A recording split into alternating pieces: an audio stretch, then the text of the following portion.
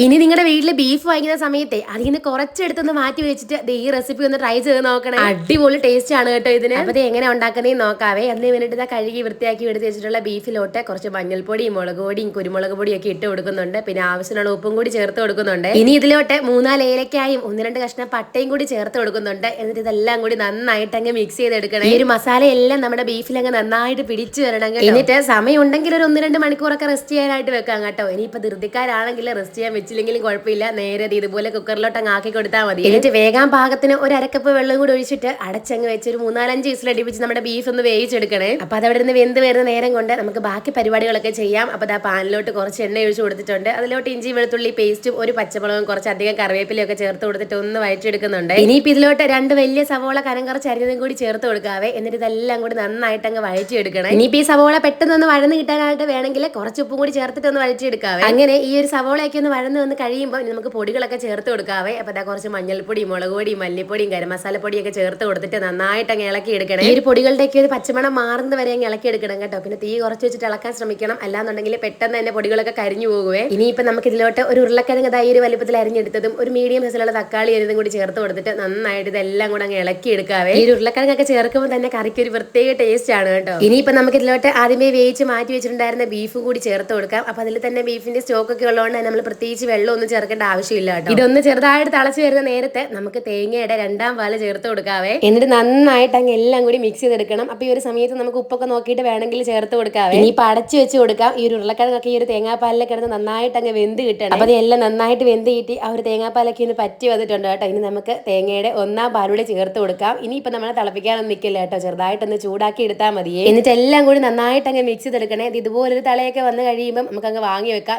Last ആയിട്ട് കടുക് വറുത്ത് ചേർക്കുക കൂടി വേണം. അതിന് വേണ്ടിയിട്ട് അവർ പാലിലോട്ട് എണ്ണ ഒഴിച്ച് കടുകിട്ട് കൊടുത്തിട്ടുണ്ട്. അതിലോട്ട് ചെറിയുള്ളി അരിഞ്ഞതും കറിവേപ്പിലയും കുറച്ച് വറ്റൽമുളകും ഇട്ട് കൊടുത്തിട്ട് നന്നായിട്ട് അങ്ങ് മൂപ്പിച്ചെടുക്കണം. എന്നിട്ട് നമ്മുടെ ഈ ഒരു കറിയിലോട്ട് അങ്ങ് ഒഴിച്ചു കൊടുത്താൽ മതി. അപ്പൊ ഇത്രേ ഉള്ളൂ, നല്ല അടിപൊളി ടേസ്റ്റ് ഉള്ള ബീഫ് മപ്പാസ് റെഡി ആയിട്ടുണ്ട് കേട്ടോ. അപ്പൊ ഇനി ബീഫ് വാങ്ങുന്ന സമയത്ത് അതിൽ നിന്ന് കുറച്ചെടുത്തൊന്ന് മാറ്റി വെച്ചിട്ട് ഇതുപോലൊരു ബീഫ് മപ്പാസ് ഒന്ന് ഉണ്ടാക്കി നോക്കണേ. പാലപ്പത്തിന്റെ കൂടെയും ചപ്പാത്തിന്റെ കൂടെ ഇടിയപ്പത്തിന്റെ കൂടെയും ഒക്കെ ബെസ്റ്റ് കോമ്പിനേഷൻ ആണ് കേട്ടോ ഈ ഒരു ബീഫ് മപ്പാസ്. അപ്പൊ എന്താണ് ഈ റെസിപ്പി ഒന്ന് ട്രൈ ചെയ്ത് നോക്കിയിട്ട് അഭിപ്രായം കമന്റ് ചെയ്യണേ.